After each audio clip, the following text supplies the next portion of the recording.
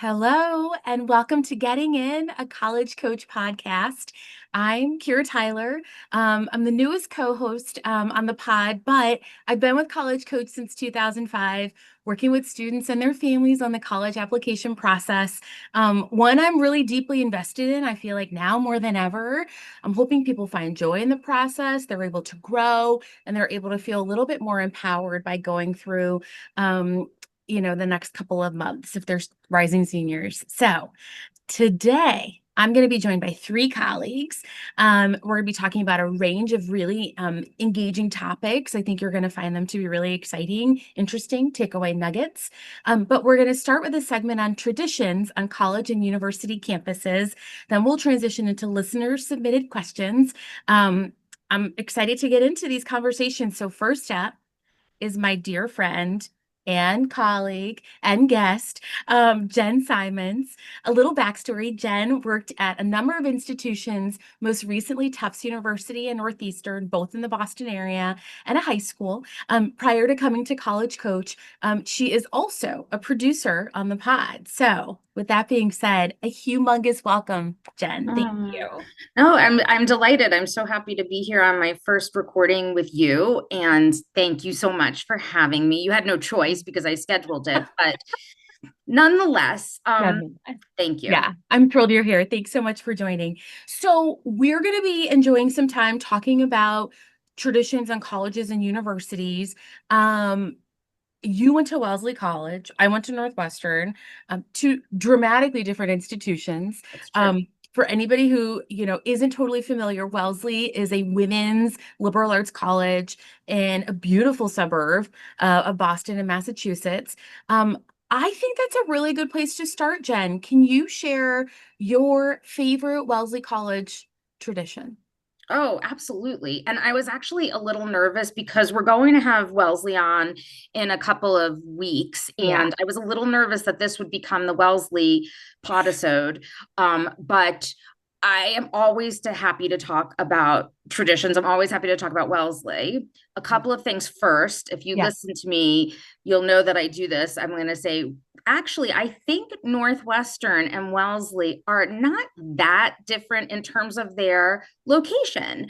Oh, Northwestern's like the big, bigger version, but they're both beautiful campuses, have a true. lake, that type of thing. And so my favorite Wellesley tradition, and when I asked our wonderful, wonderful team Hmm. for input about this, I cannot believe how many people excitedly listed their college traditions on our Agreed. team's chat. It was really great.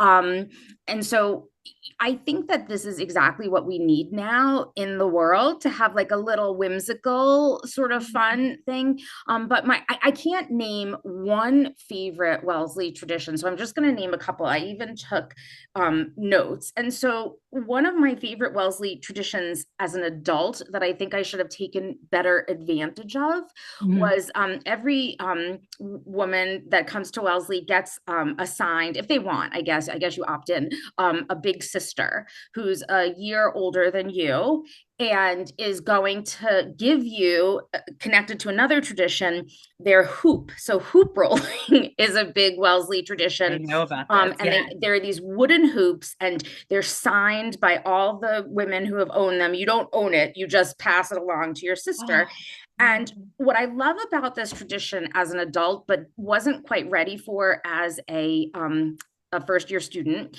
was you get to interact with someone potentially who's mhm, incredibly different from you because you mhm. wouldn't otherwise meet them or know them. They might not be in your classes. Sure. And so my big sister at Wellesley, if you're listening, I'm sorry, get in touch with me. I want to be your friend now. But my big sister at Wellesley was like the most wonderful nerdy chemistry major, like so like scientific, and like obviously that's not me. And I remember we there was a big march for women's lives in Washington, and I was so excited, and I was like, "Can we sit on the bus together?" And she just looked at me and she's like, "I don't think we're going to be on the same bus going to the women's march." And I was like, "Oh, okay." And grown up Jen now, Mhm. or mom Jen, would say to young Jen, like, great. You sit with her on the bus, you talk to her. I didn't do that. I wish I had. But I love this tradition because it connects you through your time at Wellesley. It connects you to hoop rolling, which is the culmination of the senior year, where you have a race and then the winner gets dunked in the lake that we talked about. And either, Wow. as it used to be, you would be the first Wellesley graduate to be married, or now it's you could be the first Wellesley graduate to be CEO, or be married or Sure. whatever you want, so you Yeah. achieve your dreams. But so the big sister tradition, I just want to encourage any students listening, wherever you go, that use any opportunities to take advantage of someone who you get connected with that wouldn't already be in your circuit. Yeah, I really love that. Um, is there any rhyme or reason about how, like, particularly with this tradition at Wellesley, how you get matched up? Like, who determines that? I 100% think it's random Oh, based I on love I that. literally so Wellesley also, when I was there, I don't know how they do it now, but had a tradition of head of houses, like professional people that were, I think Sure. that they must still have that. And I think that they literally probably just pull names out of a hat and match you up because they want it to be kind of random. Right, right. I know I don't want this to like delve too much into the Wellesley show. No, Um, no, no, but no, no, no. what I will say is that I love that tradition. I got chills like thinking about what it can inspire. And I do think that there's a lot swirling around as we try to figure out what kind of world we're living in. And there's something really sort of stabilizing and comforting about traditions that have been around for a long time, particularly those that are so pure, right? Like this is, Yes. and that, but have acknowledged evolution in the sense that it used to be, even for the smart girls of Wellesley, right? Like the real whippersnappers whose parents were saying, yes, we think that you should be educated. And we're Hmm. sending them off to this all women's college that still it was like, but who's going to be the first to get married, right? But Absolutely. that now it has transitioned into sort of like, let's just celebrate achievements Yes. and getting people to the next phase, whichever that is, which I Yes. really appreciate. But I do want to call out the idea that it seems random. And I feel like nothing is random anymore. Like Yeah. for the student experience, like housing is rarely random. And like, I think there's something so serendipitous about that. And it's like, people aren't surprised that much anymore. I think it's good to be Absolutely. surprised, Yes, you yes. know? No, I didn't, I've never thought of that. That's true. And I also think, Kyra, that it really says a lot about, like, in your college search, Yes. asking for traditions, what you like and what you don't. Yeah. I groove on these traditions. I'm all schmaltzy and sentimental, and I'm like, this is so cute. And I have one of my dearest friends in the whole world went to Barnard, another Yes. women's college, and Sure. she thinks it's all a load of baloney, and she thinks it's so silly. And there's another Wellesley tradition: you meet your bigger little sister, or big, you meet each other, and I'm not joking, it sounds corny as I'm saying it, No, I'm aware into of it. that, Keep but going. you meet on the steps of the chapel, the non-denominational chapel, where I I'm want listening. my ashes sprinkled. I'm not joking, we'll talk about that later. That's a different conversation, Different listener. Keep conversation, morbid, going. weird. But anyway, you meet on the steps of the chapel. Each Wellesley class has colors. So you have colors. You stand with your, I was in the red class. Um, you stand with your class and you sing Wellesley songs. I mean, again, and you have a songbook, and everybody, it's so funny now that my classmates and I are in their 50s, everybody, every once in a while on Facebook, you see, I have my Wellesley song, but like I saved it for 35, whatever. Anyway, you Sure. sing, you chant, you do these chants that you will again repeat at the parade at reunion, and you stand there and you sing. And all this to just tell you that my Barnard friend, who is like New York City cool, she, whenever she gets mad at me, she says, go sing on the steps, go sing on the steps. She thinks it's so funny. And it is, because she would have rolled her eyes at Wellesley. Like, as Right. somebody who likes Barnard is probably not going to groove on these hokey but wonderful traditions that we have. So I it mean, tells you.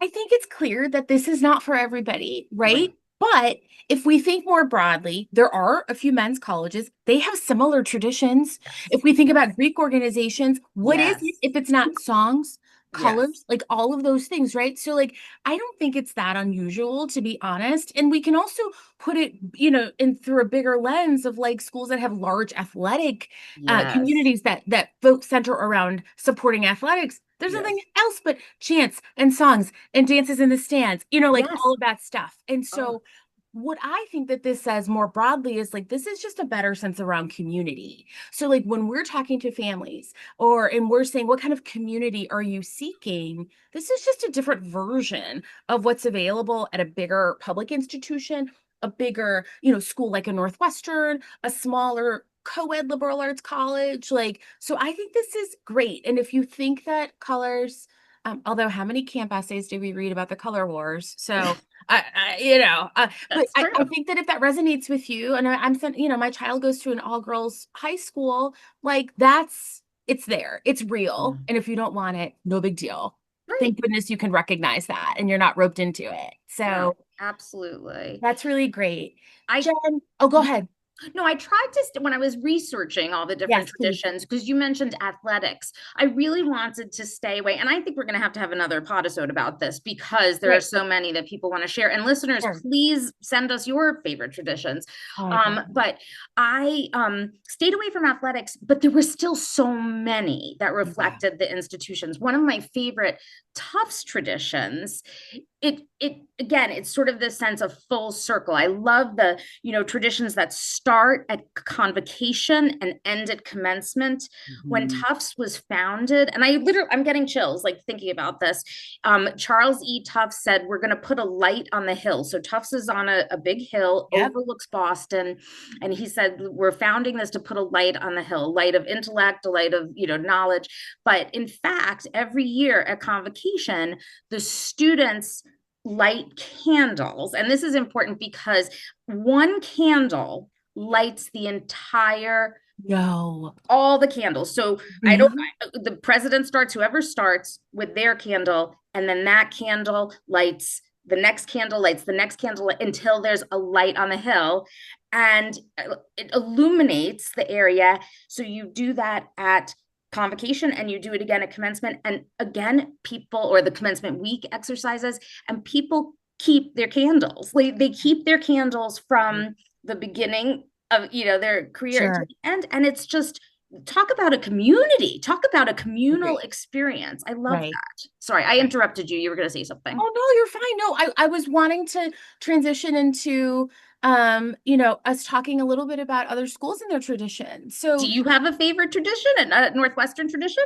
well, so what's interesting is that I'll be honest, my dear alma mater, which I love, I'm a huge Wildcat fan, not Northeastern, it's Northwestern people. NU is not for Northeastern, it's for Northwestern. Um, but in any case, they didn't have a lot of traditions when I was there.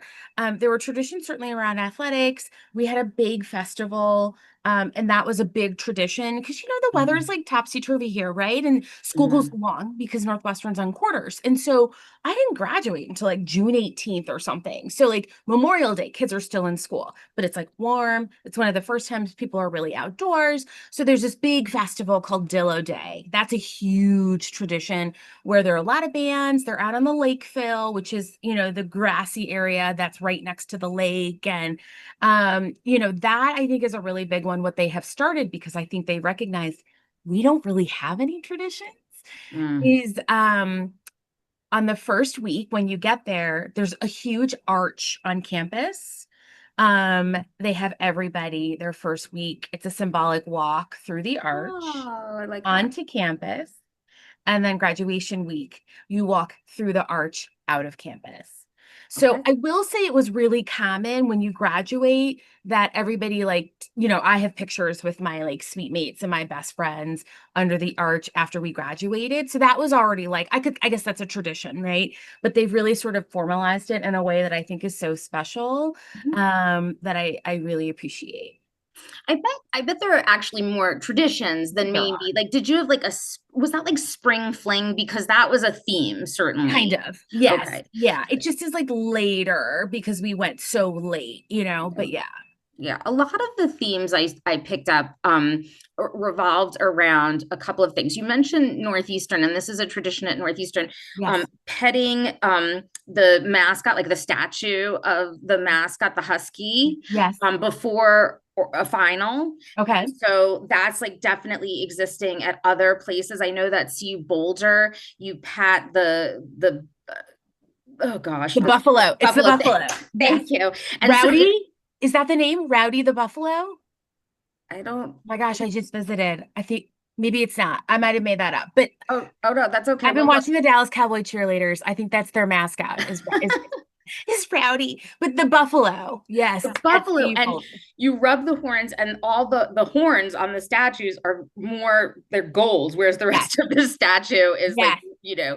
is It's like like the shoe at Harvard, right? Like in oh the John yard. Harvard shoe, which isn't even really John Harvard. It is not. No.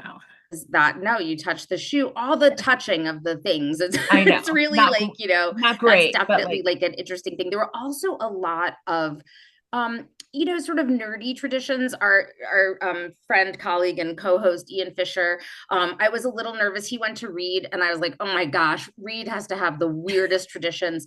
And he said that seniors at Reed burn the notes and drafts of their senior thesis. Burn. That's all. Already, just the fact that you'd I print out know. a draft on the last day of class each year while being doused in champagne. Which I'm sorry, alcohol and fire sounds like a hazard to me, but by being doused while being doused in champagne by the community of students, staff, and faculty who helped them reach the end of their Reed careers. They wear laurels. So again, like an homage to sort of the Ooh, Greek beginnings and beautiful. as an indication that they've published their final work. And then Becky, our colleague, she went to Carleton, and this is a combination, but she said at Carleton, some people care a lot about a bust of the German poet Schiller and try to steal it from the current guardians. Guardians have a duty. This sounds very Harry Potter to me, It actually. really does. Have a duty to plan elaborate public showings of Schiller, at which point other students try to steal it. Her group of friends had him for 10 months, and it was a 10-hour a week commitment to keep this bust hidden. I'm like and plan their showings. And it was so Wow. funny because when she applied, she said for her first job after college, Uh-huh. this came up in 2 to 3 of the small group interviews where she talked about time management, managing peers from the side, tapping into relationships with faculty and staff, to access places they shouldn't have been. And it shows off like the quirkiness of Carleton. And again, somebody is going to think Absolutely. like that is the coolest thing, or that is like, okay, a little odd. I don't know.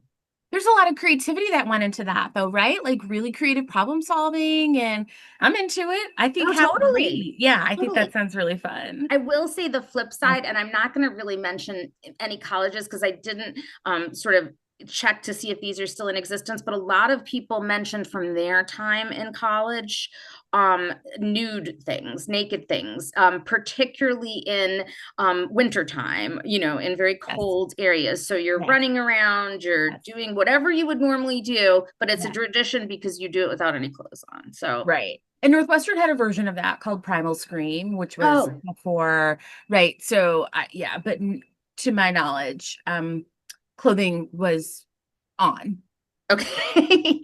Are you just saying that because you don't want anyone to find the pictures of you, the history of the. Um, Maybe. No, I'm just kidding. Absolutely not. No, there is none. There are also a lot of traditions, obviously, that are about rivalries. Yes. So I thought that that was very interesting. MIT is probably the most famous for their wonderful, elaborate pranks that they pull at the Harvard and Yale game, or things like that again sort of taps into our geeky side, but also that rivalry. I know that it's not really a rivalry, but one of my favorite traditions is little beautiful St. John's College in Annapolis, Maryland. Um, Great book school. We Great love book St. John. school, Yep. they have a tournament against the Annapolis, the midship, the shipmen, the institute. Can you guess what that tournament is? What sport? Well, it's not Quidditch, right? Because No, but St. but it's John's is older than that. Well, it's It, croquet. It's oh, croquet. that So tracks, right? I they love have that. a big croquet face off. Another one of our colleagues said that the Texas A&M and the Aggies, with every other Texas school, like run so deep, and and again, not like sports related, but Right. really just these fun sort of pranks or singing things, or games. I wanted to stay away from games, but again, even like things like the lobster. There's an annual Halloween lobster dinner at the University of Massachusetts. That is cool. That is so cool. That's really Well, cool. and Bowdoin College, I feel like, has lobster for orientation, harkening back to the days. And again, this tells you when lobster was not considered a delicacy. I mean, in It was Maine, a I poor think it's person's food. It was like a exactly. commoner food. Exactly. Right. So, I think that what I would recommend is for everyone when you're looking at colleges to add the sort of question of traditions. Like, are there traditions that are meaningful? Are there traditions that I groove with? Does it reflect the personality of the school? Also, a little helpful hint I tell my students, when you're asking why us, I don't know that you would go to a school because of their traditions. Like, would you go to Cornell because of the dragons fighting the phoenixes, or something like that? Would you go to Caltech? Oh, I want to talk about ditch days. That's another Oh thing. yeah. Okay. But you wouldn't necessarily go to a school because of that. But if it appeals to you, I think it's really interesting. Ditch days was another Yeah. Tell me common. about that. So they take various forms. They can be like the senior day that a lot of students have in high school, where you just, okay, everybody, it's a student organized thing, and you're Mhm. going to go ahead and just like skip school. Or against with the women's colleges, this came up a lot, they have organized ditch days where the school cancels. At Wellesley, it was called Lake Day, and you'd hear the bells ringing, and everybody would go out. And Smith has Mountain Day and everything. And so, like, you're giving yourselves permission, or the school is giving you Sure. permission Yeah. to miss school. Where at other places, they're more like student centered, like, okay, we're gonna ditch classes, and we're gonna do think Caltech, they, believe me, they need a break from their work. But our colleague Zaragoza said the first time seniors ditched their classes en masse and vanished from campus for a day was in 1921, a full century ago.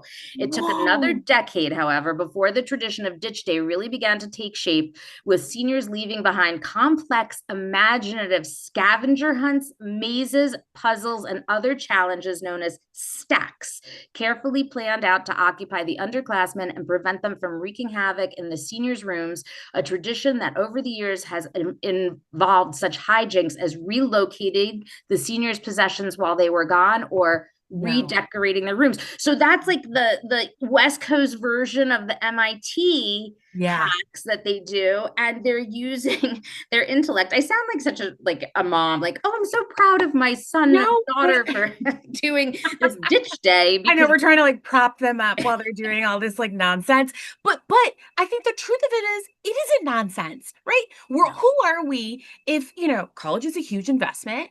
It's both a massive academic experience as well as a social experiment and an opportunity for independence and growth, right? So I think anything that like constructively serves that purpose is really that's what we're aiming for.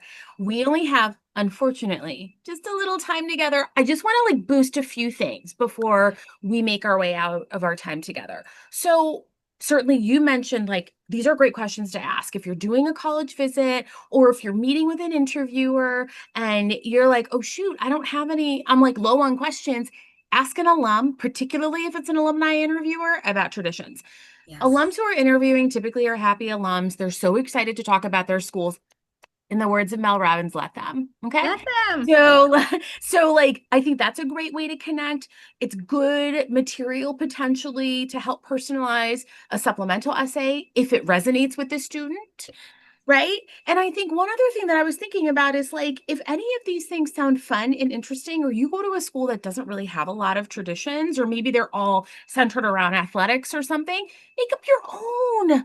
How fun would Mhm. that be, right? Absolutely. So I think there's also an opportunity not to be again like a mom, like, like the two of us are, but like for creativity, leadership, Yes. without taking it so seriously. Right? Absolutely. And it's funny because I just thought about poor Northwestern that doesn't have nearly as many traditions as Wellesley. One of the Yeah. things I think of is actually a tradition, and that's the purple color. I mean, it's not Oh, really yes. officially, but We're that very whole like, proud of our purple. yeah. And so Yeah, you identify with that. totally. You know what I mean? Yeah. So wearing purple, not Yes. quite the same, but you're Yeah. okay. I have Northwestern. a flag at my house. I mean, I'm serious about it. I love that. I'm a huge fan. And if there are any other Northwestern's alums, maybe Woohoo! my memory is hazy. Feel free to submit a question or a comment. Please do. Okay, Please. listen, I had the best time. Thank you so much for coming on. This was so great to chat about it. And we are gonna like just make our way out and right on into the next segment. We'll take a short break, and when we come back, we're gonna be chatting with our colleagues. I will be chatting with our colleagues Sara Calvert-Kubrom and Michelle Smoley, combing through some listener submitted questions. And if you were inspired by our talk right now, feel free to share more questions, more comments about traditions, fun ones you have, ones you'd like to see, any of them. Thank you, Jen. Always a pleasure. Thank you, sweetie. Take You're care. so welcome. Bye. Hello, listeners, viewers. Welcome back. You'll see two familiar faces, and if you're listening with your ears, you'll hear two new faces as well. I'll start with Sara. So, Sara Calvert-Kubrom, welcome. It's so great to have you back on. I did my first episode with you. Nice to have like Yeah. another little, you're a veteran now. We are veterans. Um, Together. yeah, reminding folks of Sara's background. So she's a former admission officer from Lewis and Clark in Oregon. She has many other talents, but as it relates to college admission, and she's been here for about is it 6 or 7 years? 7. Yeah. Oh my gosh. Okay. Time All right. flies. Awesome. Well, thanks Yeah. for being here, Sara. And then we're also joined by our friend on the finance team, Michelle Smoley. Michelle has worked as a financial aid administrator and bursar at the Mayo Clinic College of Medicine and Science and in the higher ed finance industry for over 26 years. Michelle is an accredited financial counselor and has been at College Coach for almost 8 years. She is the finance content producer for this very pod. Thank you. And really loves chatting about college and personal finance topics. Thank you so much for joining us, you two. Oh, pleasure to be here. Thanks. So, our listeners are so smart. They're so inquisitive. They've stuck with us for over 10 years, which is a real gift. And so, they submit questions for us, which is really wonderful. And so today we're going to go over a couple of them. My goal is to alternate between, those that tackle college admission, those that tackle finance related questions. So I'm going to just direct the question to, whoever matches up, Sara or Michelle, if that's okay. Yeah. Um, but if you have a cross-pollinated answer to a question that wasn't asked of you, but you have something to share from the other perspective, feel free to dive on in. So we've got a bunch. We'll just sort of go back and forth and see how many we can get through. I'm thrilled. All right, Sara, let's start with you. Yes. All right.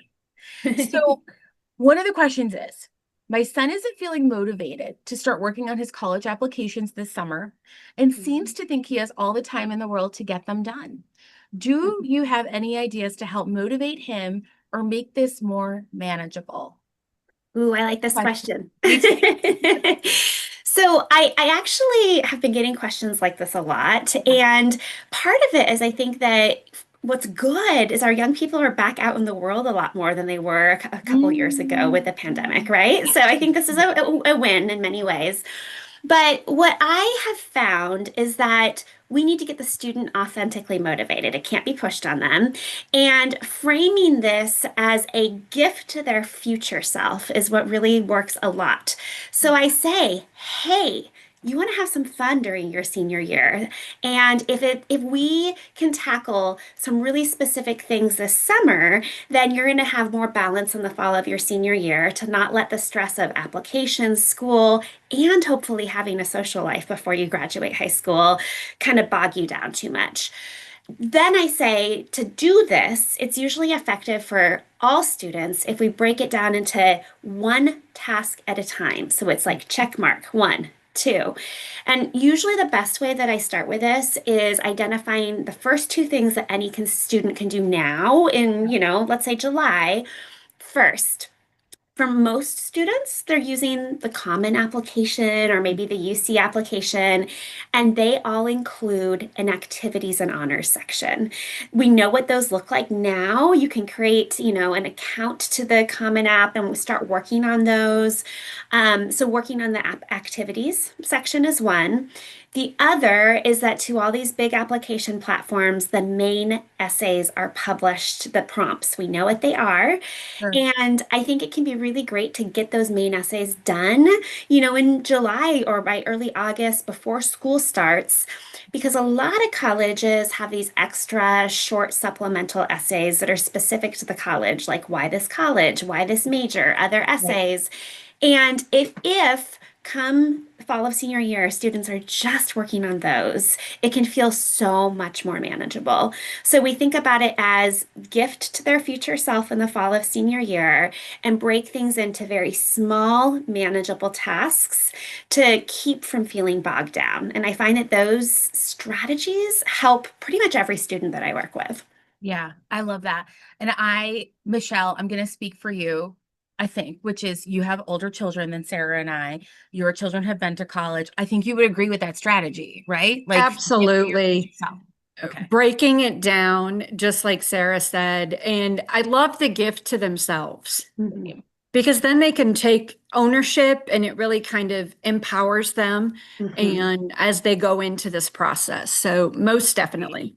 I Agreed. also think it, in a positive way, startles students when I, as a college counselor, am into them having fun. Like I say, hey, we want you to have fun in the fall of your senior year. Ooh, same. Yeah. I don't want them like stressing about this 7 o'clock on a Saturday night. Yeah. Listen, also not to say that if you're at home having your own fun by yourself or with your family on a Saturday night at 7 o'clock, that's cool too. But I want you to have that option, right? I don't want you to feel stressed and panicked in a way that keeps you from doing other things. This idea of, gift to your future self also applies for us as adults. I don't want to go too far afield, but families, parents, guardians, if you're going on vacation and you're not cleaning your house before you go, trust me, it's the right way to re-enter. Okay. That's our grown-up elevated gift to our future selves. A load of laundry, fresh sheets, and your fridge cleared out. So, okay. I feel I better saying do. that. I do follow that, Kyra. Yes. That's part of my practice. Yes, it's huge. Okay. All right. Let's switch gears a little bit, Michelle. Okay. I'm curious about this question. Sorry, let me start over. We've saved and can pay the bill, but how do we pay the bill? Great question. And a Okay. question I get a lot because the process has changed and parents are still kind of wanting to be hands-on. And they sometimes are caught off guard and surprised when they find out the bill's not coming to them. The bill is not in the mail. It's going to be sent to the student via email, via their school portal. Wait, really? Yes. Oh my God, I didn't realize that.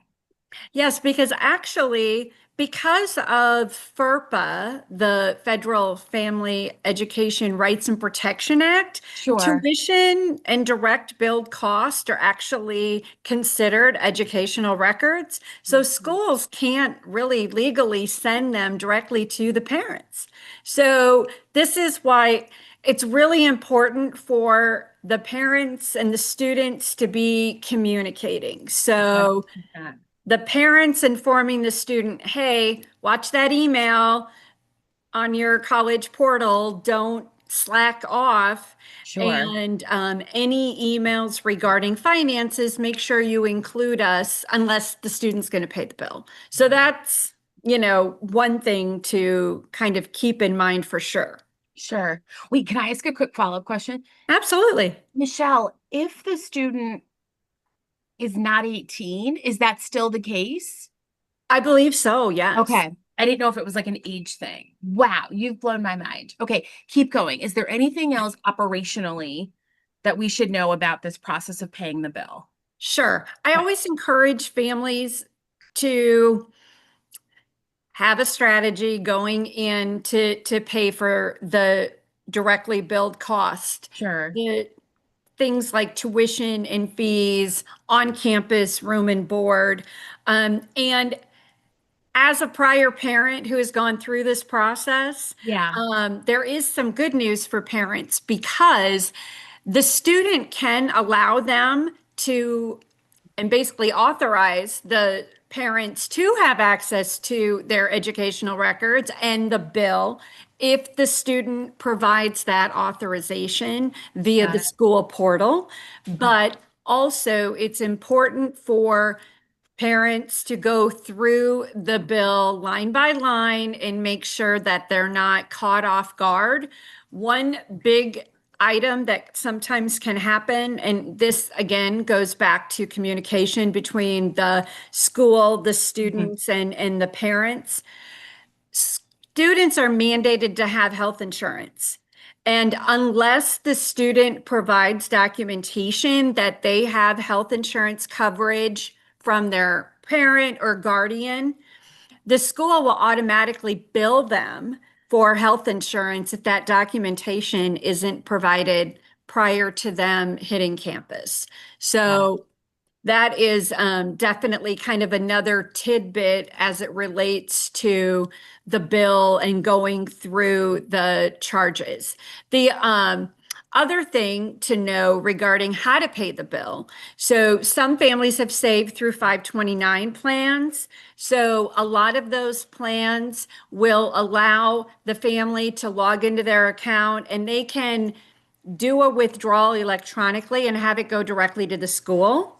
Oh, great. So that can be pretty handy. Otherwise, they can have it be sent to have the funds sent or directly deposited in their account, and then they in turn pay the school. One tip on credit cards. And when I was the bursar at the Mayo Clinic College of Medicine, we had to develop a policy based on this because many of us have reward cards, right? Right. We love those points, we love those Yes. miles. Yes. Yes, cash back. Yes. However, somebody's got to pay for those processing fees. Oh, So, a lot of times schools are now incorporating a 3% service fee on top of what the amount is that the family is paying the school for those directly billed charges. So that can be a pretty significant yes. if you really stop and think about it. And again, and I always have this conversation with my husband because he'll want to use that credit card, and pay for it, everything. And I'm like, if we're paying a 3 or 4% fee and we're earning 1%, the math does not work. Right. So that's another tip that I would want families to be aware of that Sure. they sometimes can get caught off guard. Mhm. You Wow. know, if I I might feel throw out really there, spoken to. Go ahead. I was just thinking too, because parents of lots of ages listen to this podcast. Sure. I've noticed that summer camps, pre-college programs, preschool are all doing the same thing as well. Are they? Okay. So I think in general for parents looking at kid programming through childcare to high school camps and programs should be on a lookout for that one. That's Great point. great. Yeah, guys. Sometimes the getting points for lounge access may not be worth it, right? Like, you know. So in any case, okay, that's really helpful. And I mean, this has been my whole career, and I didn't realize that the bill automatically goes to the kids. That's huge. It So is. yeah, everybody like stay on your children about their emails, which I know nobody wants to look at their emails and it's corny and whatever, but it's right now it's what we have. So Right. okay, that's excellent. Thank you. Sure. Okay, Sarah, here's my next question for you. Yeah. How many colleges should my student apply to? No context. Just like, what do you think? Yeah. As you know, there's a lot Yes. that goes into this, and there's Yes. not a one size fits all response. But I do have some kind of rules or guidelines that I would give my own niece or nephew if I were gonna, put out some parameters here. Yeah. The first that I'd say is that it is critical for a lot of reasons that each student applies to at least two or three, let's call safeties. Schools where they are above average, we think there's at least a 90% chance of admission for a couple of reasons. One, we want to increase their chance of success of being offered admission.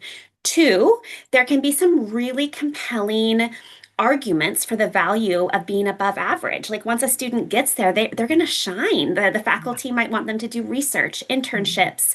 They're going to have wonderful letters of rec for grad school. Like these can be gems. Three is, as I'm sure Michelle would attest from the financial perspective, at a lot of these schools, there's more merit scholarships, so money to reward their excellence. Sometimes I say two if a family is like, no, we really have one or two we really like. But a lot of times I'm nudging that up to three in conversations with families, especially if the student is really interested in a really competitive major. So let's say that they are interested in undergraduate nursing, computer science, engineering, some business, majors that might decrease their chance of admission. Well, guess what? We should have at least three of these safeties, right? And at the end of the day, it's important to do the due diligence to make sure they actually like these schools, that they're not saying, okay, if I had to, right? We have to find some that feel authentically compelling. Yeah. So that's one really critical thing. Sarah, may The, I add one really just tiny nugget? yeah, For our friends who reside in Texas, and are part of the guaranteed process, yeah. for some of the state institutions, I'm thinking particularly of UT because it's such a slim, Mhm. like slice of the class. That this idea that you said of like, make like the major of it Yeah, all, because yes, if you are within the top 5%, let's say from your high school in Houston, and you're like, I love UT, but you're likely to get in, but you're not guaranteed for that major. yeah. So I think that point is just really something that people should keep in mind. And this has become, as more states have started to institute this guaranteed Mhm. admission for a top slice of the class. We just don't want people's hearts being broken when they're into a school, but it's not what they wanted. And therefore it's a different experience than what they anticipated. So just wanted to Absolutely. boost that, particularly Texas nugget. Okay, keep Yep. going. Oh, I agree with you. Okay. The other one I was going to say is that although I don't have as firm rules or guideposts for the number of target and reach schools, Yeah. I do think there's something to be said about making sure there is a healthy number of kind of targets. So schools where students are similar in academic profile to the typically admitted student, Yeah. because I've seen a lot of, let's talk about emotional protection. I've seen a lot of turmoil when a student does all reaches and a couple safeties. And then statistically speaking, even if the student is a rock star, guess what? They're probably going to get more rejections than offers of admission. And that's a lot to go through. So it can feel nice to have some middle of the road, target schools that are in the mix. Yeah. I'd also say that, there's a risk of diminishing the value of applications when students apply to too many schools, especially if the schools have a lot of supplemental essays. There's not a fixed number here, but our team often talks about a sweet spot of around 12, give or take, being a good maximum where when students start applying to more and more and more schools, that doesn't mean they're going to get admitted to a good percentage of those. The quality starts to go down. And back to this whole concept of a gift to future self. And I talk to students a lot about working smarter, not harder. It can be really strategic emotionally to have a balanced and well thought out list of colleges that doesn't have 50 plus supplements they have to write, right? So a lot of that also is looking at, well, what are the application requirements of each school I'm applying to, having balance, being strategic. One other thing that I'm just going to say that might startle people is there can also be this unexpected, what sounds like an embarrassing problem, but I've worked with students where they applied to a lot of schools, and guess what? They got into most of them.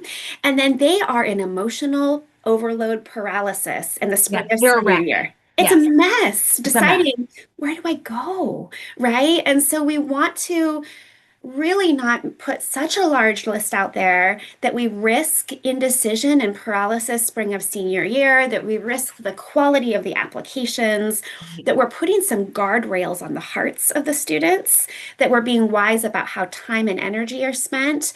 And at the end of the day, we also need to have conversations that I know Michelle would recommend of making sure that all of the colleges on the list are within the financial feasibility for the family. Right. So no, I'm not going to tell you exactly how many schools you should apply to, but I think that these factors need to be considered. Yeah. And listen, I'll put myself out there. I think if you read our blog, which if you aren't, please do, Mhm. we would probably say like 10 to 12. When I Yeah. started, it was like 7 to 10, but that was 20 years ago. And I still Hmm. tell some of my students, there's one of my kids right now, he's going to apply like 5 schools and they're all there for a reason. He's an outlier, right? But I think once your student starts creeping past the 12, because that is really what happens. It can be like, what do they call it? Like mission creep, where Yeah. suddenly you're at 12 and then you're at 15 and then before you know it your student has submitted to 22 and you didn't even know it. Hmm. That what you ended with, which is the sort of paralysis around the decision making process. I know there are probably people listening who are rolling their eyes, like how is it bad to have so many choices? I'm not going to go and say that necessarily, but I will say that it is really hard to watch a student struggle to make a decision when they should be really excited about the work they've already done. The work they Hmm. already should have done was to like do the vetting before they applied. The vetting Yeah. shouldn't be done entirely after, right? We shouldn't Hmm. be pushing this so far down the road that it's like April 30th and you can't decide between 8 schools. Yeah. So I do want people to really be thinking about this idea of future self again for this, Mhm. because once you've seen it, you don't want to see it again. It's really sad to watch some students really struggle with that. So Yeah, I agree. thank you. And shout out for Michelle's side of the street about like, yes, financial fit, everybody, please. So Just remember financial fit part of the yes, process. always part of the process in the Yes. conversation. Thank you, Sarah. Okay. I have a very topical question for you, Michelle, which I feel like as a staff, we haven't even really talked about this. So I'm really curious. Ooh. Okay. Recently, I've heard about schools giving a lot of merit money to students who decided to go elsewhere in an effort to lure them back. What's the logic? Is this happening? What is this all about? Maybe we won't name the school that's most egregious about this, Yeah. but search the New York Times and it's there. I would not count on this as being a relevant kind of process or way to think about things. We do speak with families as it relates to merit scholarship opportunities that perhaps they're, depending on the schools, there may be an opportunity to ask for an increase before they deposit. Mhm. But I look at it as kind of playing this game, and I think can be really unfair to both the student and the school. As it relates to, oh, I'm going to say I'm going to go here, and then inform the other school and think that they're going to come back. Probably not a strategy I would plan on using Yeah. as it relates. So, and I think it's really fair to say too, as we continue to see the number of students applying to college just decrease because of the less students graduating from high school. We're seeing some less resources in higher education, which is hitting schools' budget and line items that there probably aren't going to be a lot of cases where schools are going to up the ante. And I think it's really important to know that at the super selective schools, the top tier, top couple tiers, they have, if you're not going to commit, we know that there's 200 other students behind you, right? So, I would say that this sort of question is kind of a myth, but there can be opportunities to maybe go back and leverage a higher merit scholarship from a comparable school Yeah. before you deposit, Right. not kind of after. Yeah. Yeah, thank you, Michelle. I don't see this as a trend. I wouldn't encourage people to see this as a strategy that's going to be available for your sophomore in 2 years. So, or 3 years. And so, but it's out there. I think it's opened up a really interesting point of conversation. And I think I read somewhere that the discount rate was the highest it's ever been at like I think it's 56% or if something, yes, right? yes. It used to be right around 50? 52%. Yeah, 52. Okay. But yes, I believe you're correct that it has been now 56. But I don't know if we're going to get to that breaking point. And I've said this for years, actually. It's like, well, how high can tuition get? And before schools are going to, really have to look at not increasing tuition and then doing that, discount. Mhm. I really wish they could just go to fair pricing. Um, we sometimes on the finance side, refer to it as shopping for a car or, shopping at a department store. It's like, oh, I want to hit this sale and I want to get this discount. But I think that that's not a strategy that, especially again at those super selective schools that they have enough applicants that and financially they're not going to be able to increase. Yeah, got it. Okay, we're almost out of time. I'm gonna say two things just to like reinforce folks something that you said. You said top tier. You were referring to selectivity, not quality of education. I just want people to know that. Like Absolutely. we Yes. we think schools have so many great attributes and values that have nothing to do with their selectivity rate. That's what you meant about top Absolutely. tier. And Right. also, well, I can't remember. Anyways, okay, we don't have time, unfortunately, for questions, but I think what we got through, I hope is topical and interesting and informative. And if there's a follow-up to anything that we said, friends, please feel free to share. So I'm going to say a huge thank you to Sara and Michelle, my dear colleagues. Thank you for joining. And it's been another great week with you all. Come back next week. I'll be co-hosting again. But I'm going to be back with a gang of our colleagues talking about how the industry has changed in the last couple of years since we all started working together. We're going to talk about going to college in Hawaii. We're also going to talk about tips for saving in July, which happens to be Smart Saving Month. So please find us here on Voice America, but also all other platforms every Thursday. We're delighted to be here. Go see our blog. It's a really great read, and thanks for being with us. See you next week.